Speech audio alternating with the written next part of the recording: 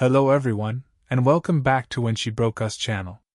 Today, we have an incredible story, one that's dark, emotional, and shocking. It's a story about betrayal, humiliation, and the kind of heartbreak that leaves scars you can't see. We're sitting down with a man whose story will take you through a whirlwind of emotions, and I promise you, this is one you won't be able to look away from. From the first moment, through the betrayal, to the shocking aftermath, this is raw, unfiltered truth. So sit tight, make sure you're not alone for this one, and hear it straight from him. Let's start at the beginning. Can you tell us your name and a little about yourself, and then share your story with us? I should have known something was wrong when Sarah started sleeping with her phone under her pillow.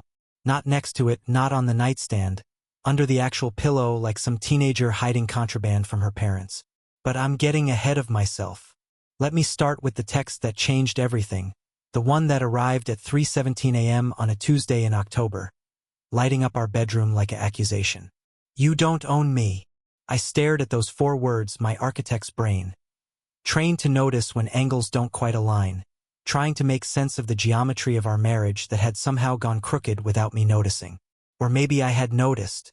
Maybe I'd been noticing for months and just kept telling myself I was seeing things that weren't there. That the foundation was still solid even as hairline fractures spread through the walls. I typed back, "Then stop coming home like you're my wife." I don't know where that came from. Some reserve of self-respect I didn't know I still had access to, buried beneath 6 years of marriage and 8 years together before that. 14 years total.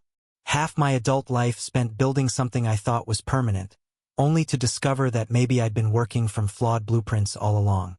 5 minutes later, my phone erupted. 23 missed calls. All from Sarah. All ignored because at 3:22 a.m., after a text like that, I wasn't ready to hear whatever explanation she thought would make it okay. But I'm still getting ahead of myself. You need to understand who we were before that night. Or who I thought we were. Sarah and I met at a coffee shop in Boulder. Cliché, I know.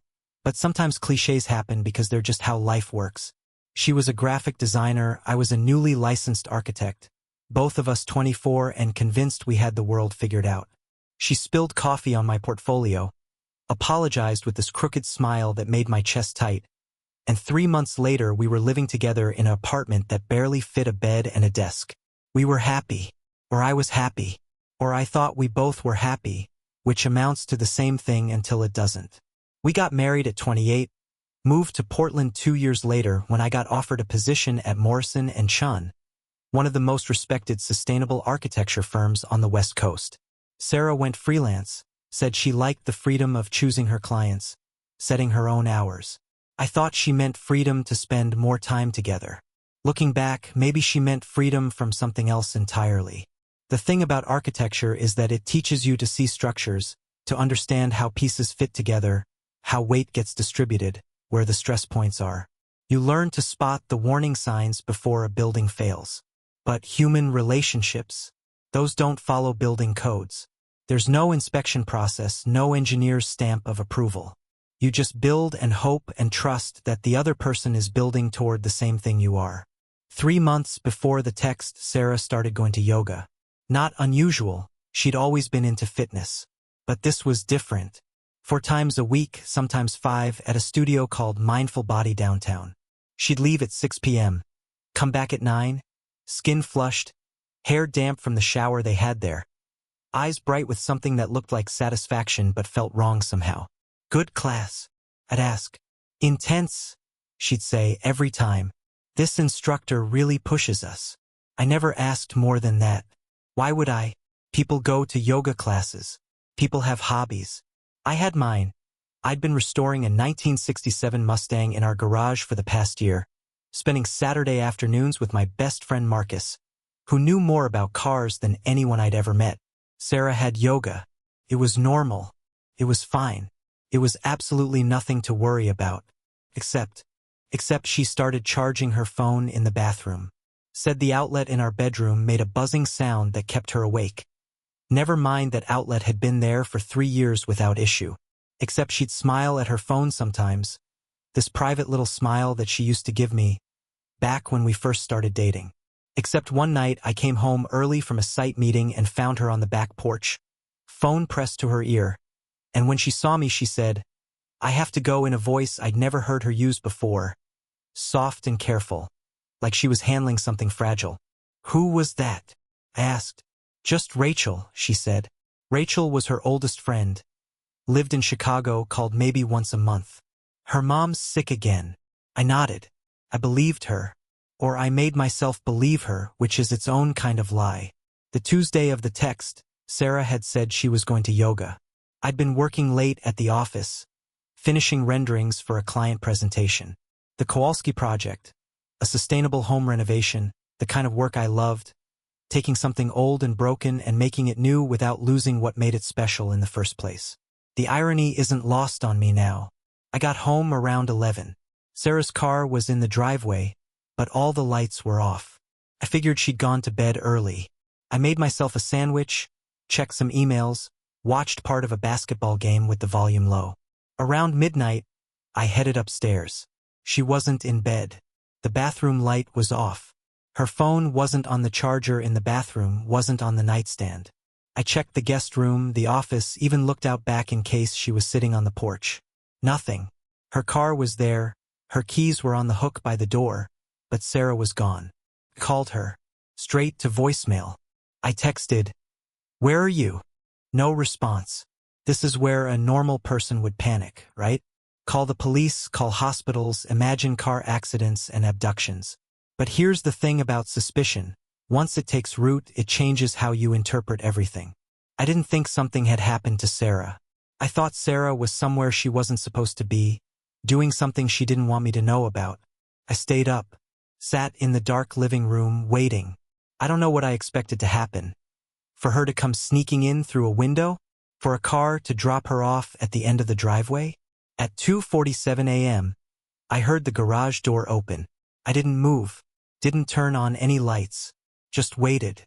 Sarah came in through the kitchen, moving quietly, phone screen lighting up her face in the darkness. She hadn't seen me yet. She was texting someone, and even in the dim light I could see she was smiling. "Late yoga class?" I said. She jumped, nearly dropped her phone. "Jesus, Alex, you scared me. Where were you?" "I went for a drive. Couldn't sleep. For 3 hours? Without telling me? I didn't think you'd even notice. You've been working so much lately." She said it like an accusation, like my job was the problem here, not the fact that she'd disappeared in the middle of the night. "Your phone was off. Battery died." "Sarah, I don't want to do this right now," she said. And there was something in her voice, something sharp and defensive that I'd never heard directed at me before. "I'm tired. I'm going to bed." She walked past me and I caught it. A smell that wasn't hers. Men's cologne, something woody and expensive. Not mine.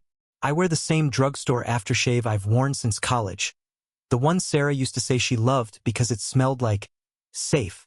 I sat there for another 30 minutes, my mind working through possibilities the way I'd work through a design problem. Trying different configurations, seeing what fit, what made sense. None of it made sense. Or all of it made sense, depending on which reality I was willing to accept. At 3:17, her text came through. And with it, the answer I'd been avoiding. The calls started immediately after my response. 23 of them, back to back. Relentless. On the 24th, I answered. "Alex. Who is he?" Silence. Long enough that I checked to make sure the call hadn't dropped. "Come upstairs," she finally said. "We need to talk." "No. You can tell me right here, right now, or you can pack a bag and leave. Your choice." More silence. Then, "It's not what you think." "Yeah? Because I think you're sleeping with someone else. I think you've been lying to me for months. I think that yoga studio sees you about as often as I see honest answers from you these days. So tell me, Sarah, what part am I getting wrong?" "His name is Jordan," she said, and hearing her actually say it, actually confirm what I'd been suspecting but hoping against, it felt like falling. Like that moment in a dream where the floor disappears and you're just dropping through empty space with nothing to grab onto. "How long?" 2 months. Maybe 3. Maybe? You don't even know. "Alex, please, just come upstairs." Is he why you text at 3 in the morning? Is he why you shower at the yoga studio you're not actually going to? Is he the reason you can't look me in the eye anymore? I never meant for this to happen. But it did happen. You made it happen. You made choices every single day to lie to me, to come home and pretend like everything was fine, to sleep in our bed after being with him, to... My voice cracked. I hated that it cracked, hated showing her that she could still hurt me, to let me think I was crazy for noticing something was wrong. You weren't crazy, she whispered. I didn't know how to tell you. So you weren't going to? You were just going to keep doing this until what? Until I caught you? Until he got bored? Until you figured out which one of us you wanted more? It's not about choosing. That's exactly what it's about. I was standing now, pacing in the dark living room like a trapped animal. You made a choice when you started this. You chose him over me, over us, over 14 years of. I chose myself. Her voice rose, finally matching my anger with her own. I chose to feel alive again, to feel wanted, to feel like I was more than just your wife who keeps your house and makes your dinners and fits into your perfect life plan. Perfect life plan? Sarah, I built my entire life around you. We moved here for my job, but I picked Portland because you loved it here. We bought the house you wanted, in the neighborhood you wanted. I supported you going freelance even though it meant living on one income for a year. What about any of that makes you feel like you don't matter? You don't get it. Then explain it to me. She came downstairs then, and when I saw her face in the dim light coming through the windows, I realized she'd been crying. Her eyes were red, mascara smudged. She looked smaller somehow, or maybe I just never really looked at her before, never seen past the image of who I needed her to be. You look at me like I'm a blueprint, she said quietly, like I'm a project you completed and now you just maintain. Check the boxes, make sure everything's functioning properly, and then move on to your next design. But I'm not a building, Alex. I'm a person, and I've been drowning in this perfect life you think we have, and you never even noticed. I would have noticed if you'd told me. I tried. God, I tried so many times. Remember when I said I wanted to go back to school? You said we couldn't afford it right now. When I said I wanted to travel more, you said you couldn't take time off work. When I said I felt like we were becoming roommates instead of partners, you bought me flowers and took me to dinner and thought that fixed everything. I wanted to argue, to defend myself, but fragments of conversations I'd forgotten were coming back. Moments I dismissed as passing moods, concerns I'd smoothed over with easy solutions that didn't address what she was actually asking for. So you found someone who listens? I asked bitterly. Jordan sees me, really sees me, not who he wants me to be, but who I actually am. And who is that, Sarah? Who are you when you're not my wife? What does this guy know about you that I don't after 14 years? She looked away. It doesn't matter now. It matters to me. He knows I'm not happy, she said. He knows I haven't been happy for a long time. He knows I'm scared and confused and I don't know how to fix something that feels broken in ways I can't even name. So you break it worse? That's your solution. I didn't plan this. I didn't go looking for him. Then how? She sat down on the couch, pulled a throw pillow into her lap like armor. I met him at a coffee shop. For months ago. I was working there because the Wi-Fi at home was down, remember? And he sat at my table because everywhere else was full and we just started talking. About work, about art, about nothing. It was easy, natural. I hadn't had a conversation like that in years. You have conversations with me every day. Do we? Or do you tell me about your projects and I nod and ask the right questions and we call that conversation? When's the last time we talked about my work? Alex? About my life, my dreams, anything that wasn't just logistics of who's buying groceries or whether we should refinish the deck. I didn't have an answer for that. We exchanged numbers, she continued, as friends. And for a while, that's all it was. We text about random things, grab coffee sometimes. He's a photographer. He understood the creative process in a way you never really did. You see art as decoration, as something that makes a space more valuable. He sees it as expression, as necessary. So you fell in love with him. No, she said quickly. Too quickly. I don't love him. I love you. You have a funny way of showing it. Alex, when did it turn into more than coffee? She was quiet for a long time. 6 weeks ago. He invited me to his studio to see his work. And I went and we were looking at these photographs he'd taken, and he was standing so close and he smelled good and he was looking at me like I was one of his photographs, like I was art worth studying, and I wanted to feel that way. Just once. Just to see what it felt like to be the focus instead of the frame. So you slept with him? Yes. 1 word. 3 letters. The end of everything. And then you kept doing it? I said. Yes.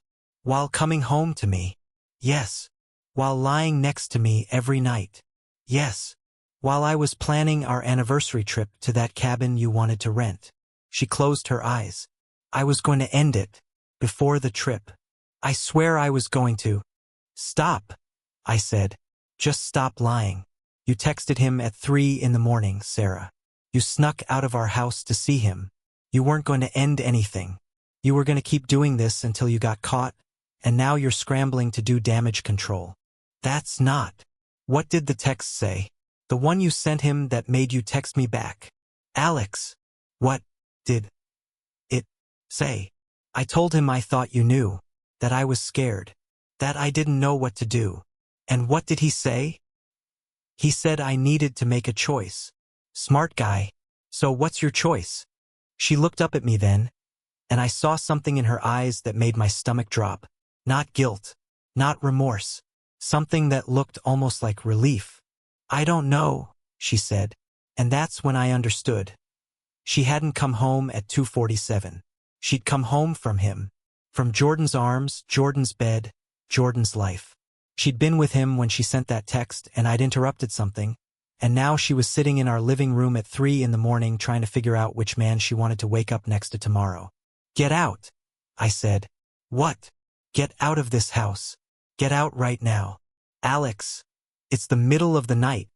I don't care. Pack a bag and leave, or I will pack your stuff and throw it on the lawn.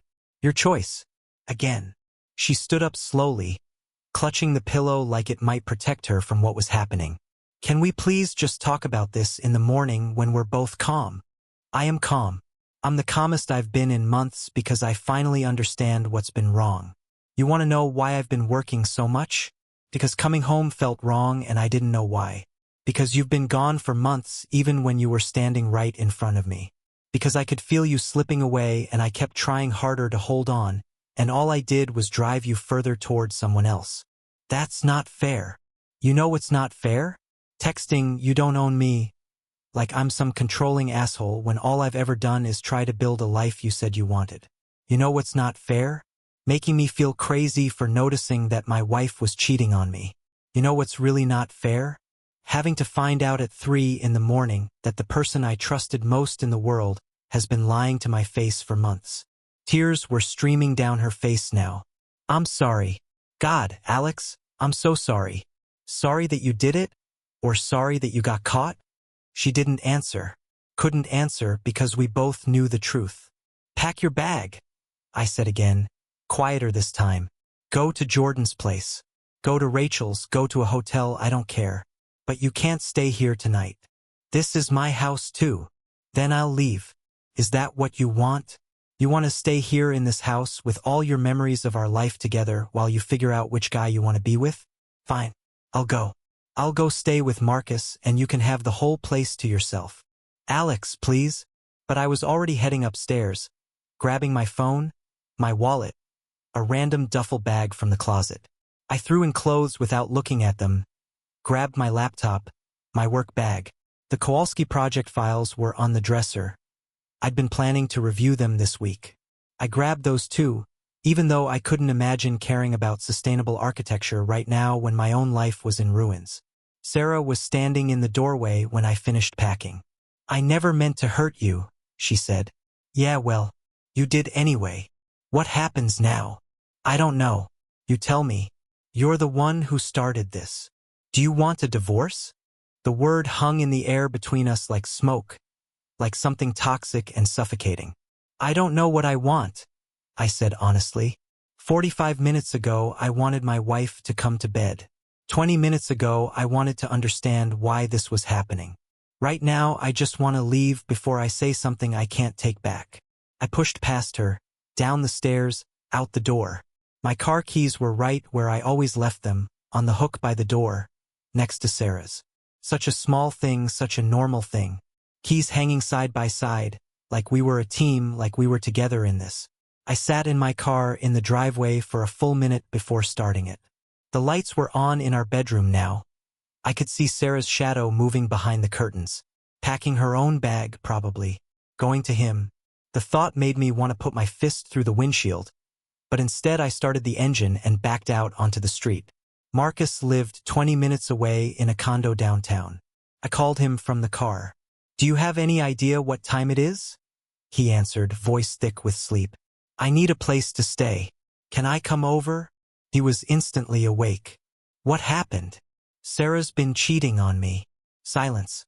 Then, "I'm putting coffee on. Come over."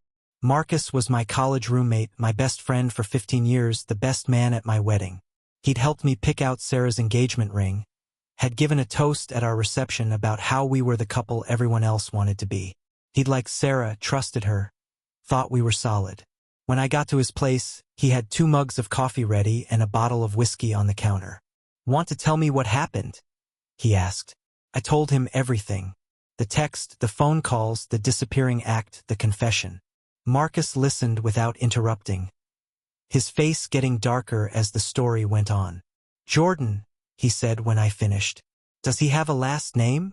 "Why? You going to fight him for my honor?" "I'm going to punch him in the face, yeah. After I punch Sarah." "You're not punching Sarah." "Fine. But I'm definitely punching Jordan. No one cheats on my boy and walks away intact." Despite everything, I almost smiled. I don't even know his last name. I don't know anything about him except he's a photographer and apparently he's better at seeing my wife than I am. That's bullshit and you know it. This isn't about you not seeing her. This is about her making a choice to step outside your marriage instead of working on it. She said she tried. That I didn't listen. Did you? I don't know. Maybe. I don't remember her saying anything that sounded like, "Hey, I'm so unhappy I'm considering having an affair." If she'd said that, I'm pretty sure I would have noticed. Marcus poured whiskey into both coffees. People don't usually say that. They say smaller things, things that don't sound like emergencies, and then they get mad when you don't treat them like emergencies. "You sound like you're speaking from experience. Rachel and I almost broke up last year. You remember? She said I never prioritized her, that I was always working or hanging out with you or playing softball." And I'm like, I'm building a career. I'm allowed to have friends and hobbies. But what she was really saying was, I feel alone even when you're here. I just didn't hear it until she was literally packing her bags. "What did you do?" I stopped being defensive and started listening. Cut back my hours, made more date nights, actually showed up when I said I would. It sucked at first because I felt like I was giving up parts of myself. But then I realized I wasn't giving anything up. I was just making space for her in my life instead of expecting her to fit into whatever space was left over. "But you guys worked it out. You're still together." Because Rachel gave me a chance to work it out. She didn't go find some other guy to make her feel better while I was figuring my shit out. I sipped the Irish coffee, felt the warmth spread through my chest. What if Sarah's right? What if I have been treating her like a project instead of a person? Then that's something you work on. In therapy, in couples counseling, in long, uncomfortable conversations over too much wine. You don't fix relationship problems by starting another relationship. So you think I should just kick her out? End it? I think you should do whatever you need to do to feel okay. If that means ending it, end it. If that means trying to work it out, try to work it out. But don't let her make you feel like her cheating was your fault. You can be an imperfect husband without deserving to be cheated on. We talked for another hour, until the sky started getting light outside Marcus's windows, and we both had to acknowledge that we'd pulled an all-nighter. Marcus offered me his guest room, but I knew I needed to go into the office. Work was the one thing I could control right now, the one place where I knew the rules and nothing was ambiguous. I showered, put on the same clothes because I'd forgotten to pack fresh ones, and headed to Morrison and Chun. I was the first one there, which was normal for me. I liked the quiet of the office before everyone else arrived. Liked having time to think without interruption. I pulled up the Kowalski project files and tried to focus. They wanted to convert their 1950s ranch house into a net-zero energy home while maintaining its mid-century character. It was a challenge, a puzzle, exactly the kind of thing I usually loved. But I kept staring at the renderings without seeing them. Kept thinking about Sarah's words. You look at me like I'm a blueprint. Was that true? Did I approach our relationship like an engineering problem, something to be solved and optimized? Or was that just her justification, her way of making the affair my fault instead of hers? My phone buzzed. Sarah, are you at work? I didn't respond. We need to talk about this. We can't just leave things like this. I turned my phone face down and went back to the Kowalski project. Around 9, my boss Catherine knocked on my door. You're here early. Hot date with the solar panel specifications. Something like that. She studied me for a moment. Catherine was sharp, mid-50s, had been in architecture for 30 years and could read people as well as she read blueprints. You look like hell, Alex. Everything okay? Just a long night. Aha. You need anything? Coffee? Bourbon? Unsolicited advice. I'm good, thanks. Well, the bourbon's in my office if you change your mind. The good stuff, not the paint thinner we keep in the break room. She paused at the door. And Alex? Whatever it is, don't let it mess up the Kowalski presentation tomorrow. They're expecting excellence. And I know you can deliver even when life's kicking you in the teeth. Right? The presentation. Tomorrow. I'd completely forgotten. I spent the day buried in work, fine-tuning renderings, rehearsing my pitch, trying not to think about Sarah or Jordan or the wreckage of my marriage. My phone kept buzzing, Sarah texting, then calling, then texting again. I ignored all of it. Around 3, Marcus texted. How you holding up? Working. It helps.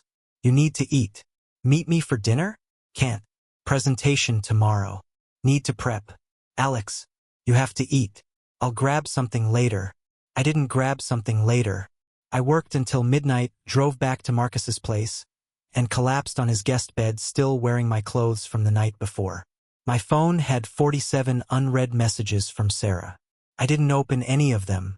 The Kowalski presentation went perfectly. Or as perfectly as anything can go when you're running on 3 hours of sleep and your personal life is in shambles. The clients loved the designs, signed off on everything, asked for a few minor tweaks but nothing substantial. Catherine pulled me aside afterward. Whatever's going on, you handled it like a pro, she said. But you can't keep this up. Take tomorrow off. Hell, take the rest of the week. Get your shit sorted out. I'm fine. Alex, I've been doing this a long time. I've seen people try to work through divorces, deaths, all kinds of trauma. It never works. You think you're holding it together, and then one day you're crying in a client meeting or you make a mistake that costs the firm thousands. Take time off. So I did. I went back to Marcus's place, finally showered, put on clean clothes, and looked at my phone. 72 messages from Sarah. 6 from my mom, asking if I was okay because Sarah had called her. 3 from my sister. 2 from Sarah's friend Rachel. And 1 from a number I didn't recognize. This is Jordan. We need to talk.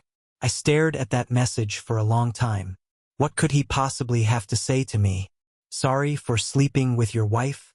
She told me you were separating? It's not personal, just business? I called him. He answered on the first ring. Alex. Yeah. Thanks for calling back. I know this is probably the last thing you want to do. Then why did you reach out? Because Sarah won't stop crying, and I need to know what you want so we can all move forward. What I want. Are you seriously asking me what I want? Look, I know I'm the last person who should be asking, but you're right. You are the last person. You're the guy who decided my marriage was something you could step into without consequences. You're the guy who helped my wife lie to me for months. You're the guy who was with her when she texted me, "You don't own me," at 3 in the morning like I was the problem. I didn't know she was going to send that. Oh, well, as long as you didn't know, that makes it all better. I'm trying to do the right thing here. The right thing would have been not screwing my wife. The right thing would have been asking if she was married before you started whatever the hell this is. The right thing would have been having even a shred of basic human decency. She told me you two were having problems. Everyone has problems. That's not an invitation to fuck someone's spouse. He was quiet for a moment. You're right. I'm sorry. For whatever it's worth, I'm sorry. It's not worth anything. But since you called, tell me something. What did she tell you about me? About us? What do you mean? I want to know how she justified this to you. What story did she tell that made you think this was okay? He hesitated. She said you were more like business partners than a married couple. That you'd been drifting apart for years. That she tried to talk to you about it, but you always just tried to fix things with grand gestures instead of actually listening. Did she tell you she loved me? No. She said she didn't know if she loved you anymore. That hurt more than I expected. Not because I didn't know it. I'd seen it in her eyes when she couldn't answer my question about making a choice. But because hearing someone else confirm it made it real. Did she tell you we just celebrated our 6th anniversary? That we were planning a trip? That 3 weeks ago she told me she couldn't imagine her life without me? No, he said quietly. She didn't tell me that. Of course she didn't. Because then you'd be the bad guy instead of the hero who rescued her from her terrible marriage. I never thought I was a hero. Then what did you think you were? Someone who made her happy. Someone who saw who she was and liked it. Someone who didn't make her feel like she had to be perfect all the time. I never made her feel like she had to be perfect. Didn't you? She said every time she brought up a problem, you'd immediately start trying to solve it instead of just listening. That you couldn't handle her being upset or uncertain because it meant something was wrong with your plan for your life together.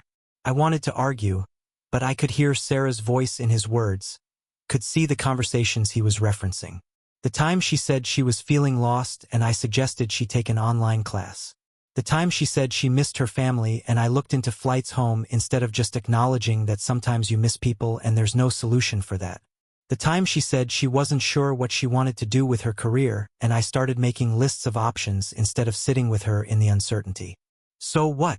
I said. I tried to help. That's what you do when someone you love is struggling. But she didn't always want help. Sometimes she just wanted you to hear her. And you did? You just listened without trying to fix anything. I listened, he said. And I didn't judge her for not having all the answers. I didn't make her feel bad for being confused or uncertain or not fitting into the life she thought she wanted. How noble of you. Look, I'm not trying to make you feel worse. Too late. But here's what I don't understand. If she was so unhappy, why didn't she just leave? Why the months of lying? Why come home to me if I'm such a terrible husband? She didn't think you were terrible. She thought you'd be devastated. So she was protecting me? Is that the story? She was protecting herself. She didn't want to be the bad guy. She wanted to find a way to leave without breaking your heart. And there isn't one. So she just kept delaying it. By sleeping with you. Yeah, by sleeping with me. At least he was honest about that. What happens now? I asked. I don't know. That's why I called. She's at my place right now, and she's a mess. And I don't know if she wants to be with me or if she wants to go back to you or if she wants to be alone. And I need to know what you want because I'm not going to be part of some triangle where nobody knows what's happening.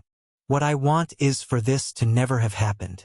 What I want is to go back 3 months and pay more attention when my wife was drifting away. What I want is for you to not exist. Fair enough. But since none of that's possible, I want a divorce. Tell Sarah I want a divorce. Tell her to get a lawyer and I'll get a lawyer, and we'll figure out how to divide up 14 years of shared life like we're splitting up furniture. Are you sure? Am I sure? Jordan, you called me from your apartment where my wife is currently crying, and you're asking if I'm sure I want a divorce? Yeah. I'm pretty fucking sure. Okay, he said. I'll tell her. He hung up. I sat there on Marcus's couch, phone in hand, feeling something settle in my chest. Not peace exactly, more like acceptance. The kind you feel when you finally stop fighting against reality and just let it be what it is. Marcus came home an hour later with Chinese takeout and found me staring at the wall. "You okay?" he asked. I talked to him. To Jordan. Marcus set down the food. And I told him I want a divorce. Is that what you really want? I don't know. But it's what needs to happen. You can't come back from this, right? Even if we tried, even if we went to therapy and worked through all our issues, I'd always know. Every time she was late coming home, every time her phone buzzed, every time she smiled at something I couldn't see, I'd always wonder. Yeah, Marcus said quietly. You probably would. So it's over. 14 years and it's just over. I'm sorry, man. We ate Chinese food in silence, watching a basketball game neither of us cared about. Around 10, my phone rang. Sarah. I let it go to voicemail. She called again and again. On the fourth call, Marcus grabbed my phone. Answer it or block her, he said. This limbo shit is torture. I answered. Alex. Her voice was wrecked, hoarse from crying. Jordan said you want a divorce. Yeah. Can we please talk about this?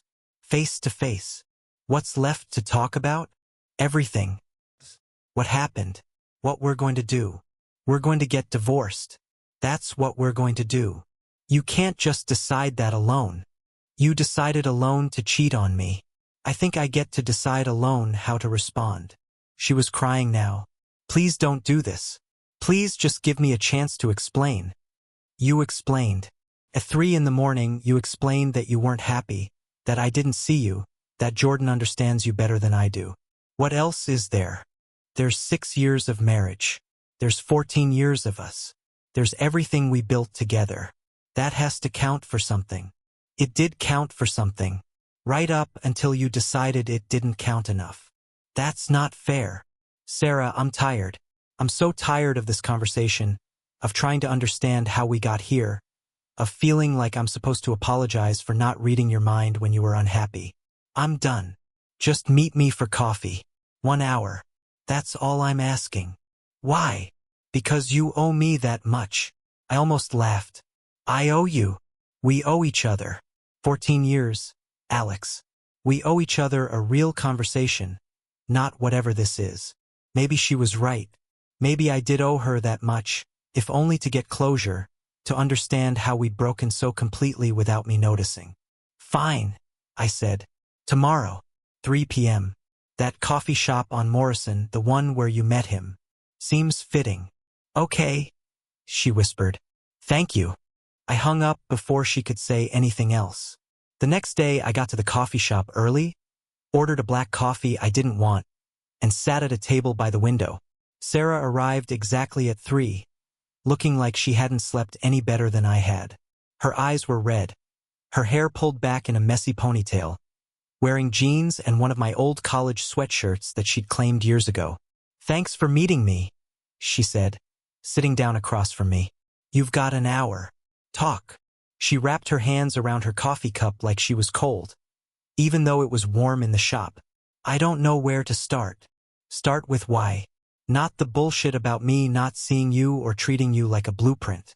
The real why. That is the real why. No, that's the justification. There's a difference. She was quiet for a long time, staring into her coffee like it might have answers. Do you remember when we first moved here? How excited I was. I was going to build my freelance business, make connections, do work I actually cared about instead of just taking whatever paid the bills. I remember. And for a while it was great. I was getting interesting clients, doing creative work, feeling like I was finally becoming the person I always wanted to be. And you were so supportive, always telling people about my work, always proud of what I was doing. So what changed? Nothing changed. That's the problem. I kept waiting for the next thing, the next level, the next challenge. But it never came. I just kept doing the same kind of work for the same kind of clients, and at some point I realized this was it. This was my life. Small design projects for small businesses, working from home alone all day, and then you'd come home and tell me about these amazing buildings you were creating, these structures that would stand for decades, and I just felt so small. You never told me you felt that way. I tried.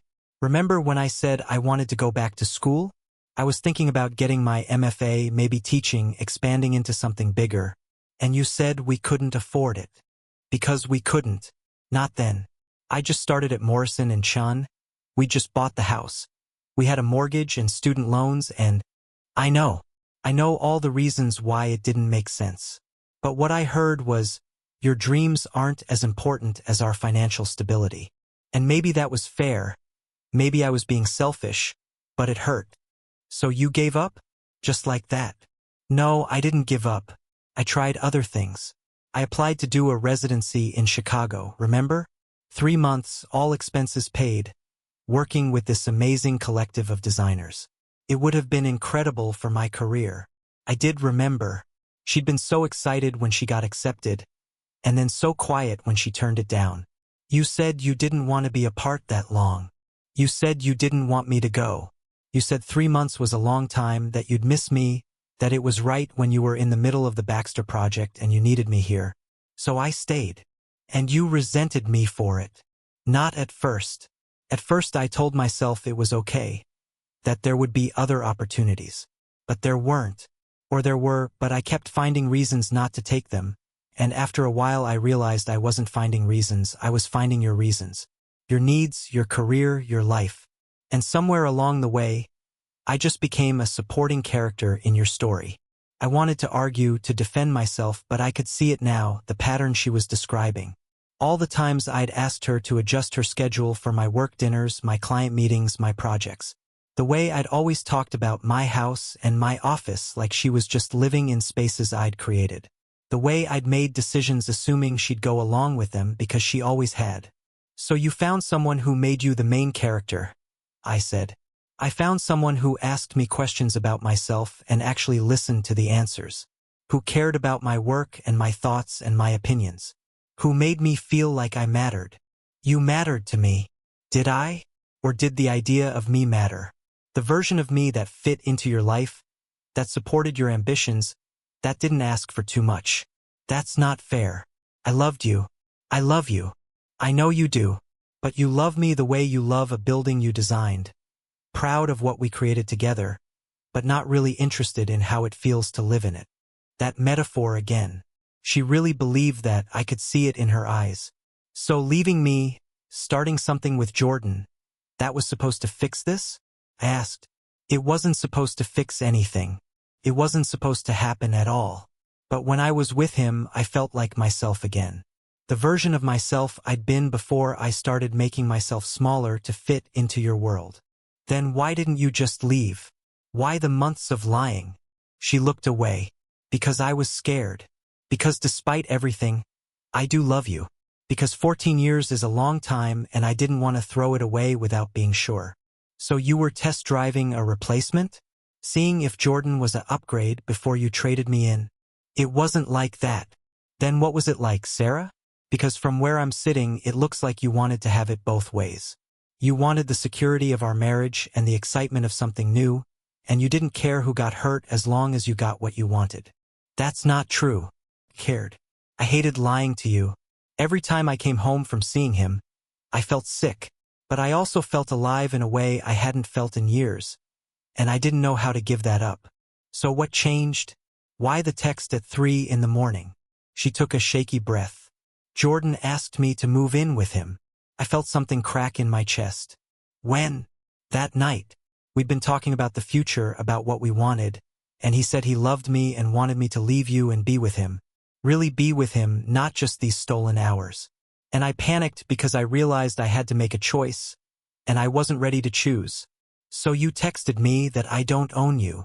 I was trying to convince myself I had options, that I wasn't trapped, that I could choose myself instead of choosing between you and him.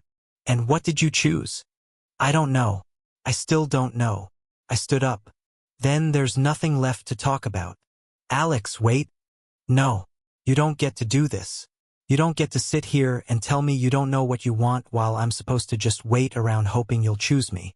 I already told Jordan I want a divorce. I meant it. But what if I want to try? What if I ended things with Jordan and we went to counseling and really tried to fix this? Then I'd say it's too late. Because you're not trying to fix us, Sarah. You're trying to fix how you feel about yourself, and you can't do that by going back to the person who makes you feel small. Even if that person is me. Tears were streaming down her face now. So that's it? You're just giving up. I'm not giving up. I'm accepting what you've already decided. You chose him the moment you decided to sleep with him. Everything since then has just been you trying to not feel like the bad guy. I never wanted to hurt you. But you did. And you kept doing it over and over, every time you lied to me. So now I'm choosing myself. I'm choosing not to spend the rest of my life wondering if you're really happy or if you're just settling. I'm choosing not to be the person who makes you feel small, even if I never meant to. I grabbed my jacket and headed for the door. Alex, she called after me. I'm sorry. For all of it. I'm so sorry. I turned back. Me too. The next few weeks were a blur of lawyers and paperwork and dividing up a shared life into neat categories of his and hers. Sarah moved her stuff out while I was at work. Marcus supervised to make sure she didn't take anything that wasn't clearly hers. I came home to a house that was suddenly too big, too empty, full of spaces where things used to be. She took the good coffee maker. I kept the espresso machine neither of us really knew how to use properly. She took most of the books. I kept the record player and the vinyl collection we'd spent years building. She took the art she'd made or chosen. I kept the furniture. She went back to Chicago. Said she needed space to figure out who she was without being someone's wife or someone's girlfriend. She left about 3 weeks ago. She didn't tell me. Why would she? You two aren't exactly on speaking terms. He was right, but it still stung. 3 weeks and I hadn't even known she'd left the state. For what it's worth, Jordan said, I don't think she ever really wanted to be with me. I think she wanted to be someone who could be with someone like me. Does that make sense? Not really. She wanted to be the kind of person who was brave enough to blow up her life and start over. But when she actually did it, when she actually left you, she realized she didn't know who she was without you. And she couldn't stand that. So she ran away from both of us. Yeah, pretty much. We stood there in awkward silence. Two men who'd never wanted to meet, brought together by a woman who'd left them both behind. I really am sorry, Jordan said finally. I know that doesn't mean much, but I am. I convinced myself I was helping her, that I was rescuing her from a bad situation. But I think I was just lonely and she was beautiful and available. And I didn't think about what it would cost either of us. You cost me my marriage. No, she did that. I just made it easier. He wasn't wrong, but I didn't want to admit it. I saw some of your work, Jordan said, nodding toward a brochure on the gallery table. The sustainable architecture stuff. It's impressive. Really impressive. Thanks. For what it's worth, I think she was right about one thing. You are really good at building things. Maybe even better at it than you are at living in them. He walked away before I could respond. I left the gallery shortly after, went home to my empty house, and for the first time since Sarah had left, I let myself really look at it. Not as an architect, not as someone assessing structure and design, but as someone who actually had to live here. It was beautiful. I designed it to maximize natural light, to flow from space to space seamlessly, to be efficient and functional and aesthetically perfect. But it felt like a museum, not a home. There was nowhere to just be messy, nowhere that didn't feel like it needed to be maintained and kept perfect. The whole house was a display of my skills, not a reflection of a life actually lived. Maybe Sarah was right. Maybe I did see everything like a blueprint. I started making changes.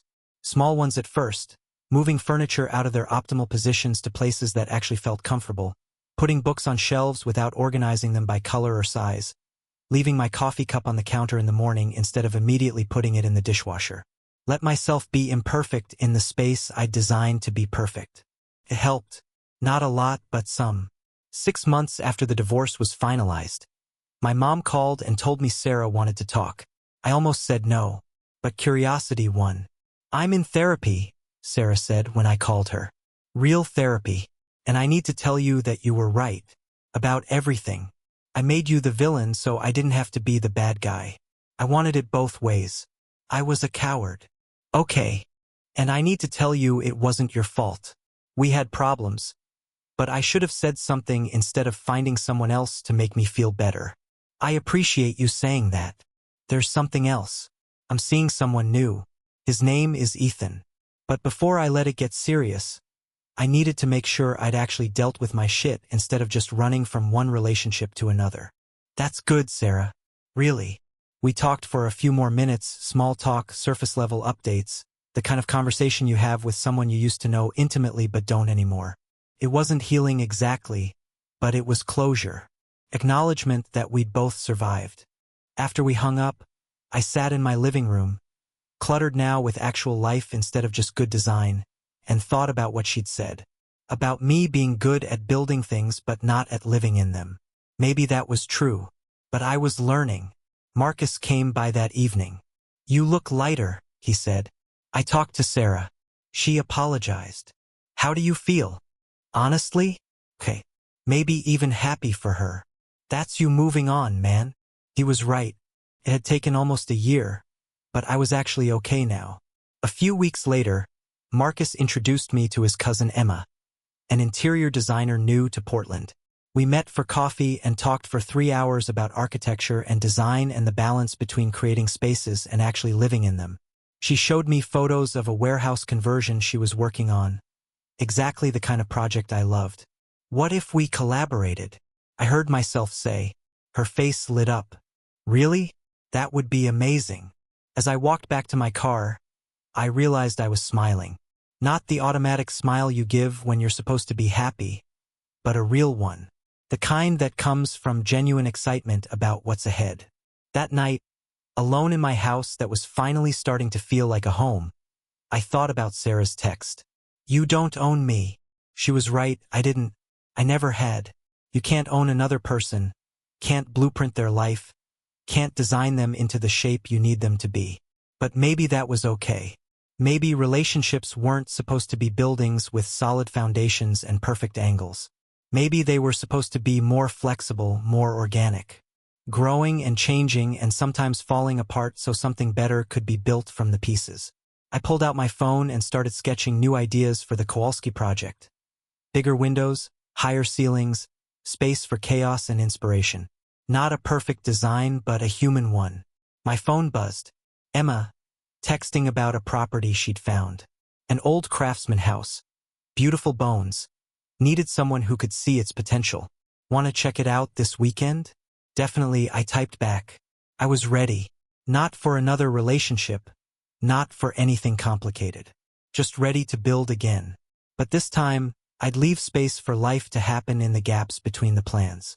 Room for mistakes and mess and all the things that can't be blueprint but make a structure worth living in. At 3 a.m., I used to wake up to accusatory texts. Now I woke up to silence, to my own thoughts, to the possibility of mornings that hadn't been planned yet. And somehow, impossibly, that was starting to feel like enough. Wow. That was an incredibly intense and emotional story. Thank you for trusting us and sharing such a personal and painful experience with such honesty. Your journey, from betrayal, humiliation, and heartbreak, to reclaiming your life and dignity, is truly powerful, and I know it will resonate with many of our viewers who have faced similar struggles. To everyone watching, this story is a reminder of the strength we all have inside us, even in the darkest moments. If Michael's story moved you, made you think, or helped you reflect on your own life, I encourage you to leave a comment below. Share your thoughts, your experiences, or simply your support, it all matters. And don't forget to subscribe to When She Broke Us for more raw, real, and unfiltered stories of betrayal, resilience, and personal growth. Every story here reminds us that even through pain, there's a way to reclaim our power and dignity. Thank you for watching, and remember, your strength is greater than any betrayal, and your voice deserves to be heard.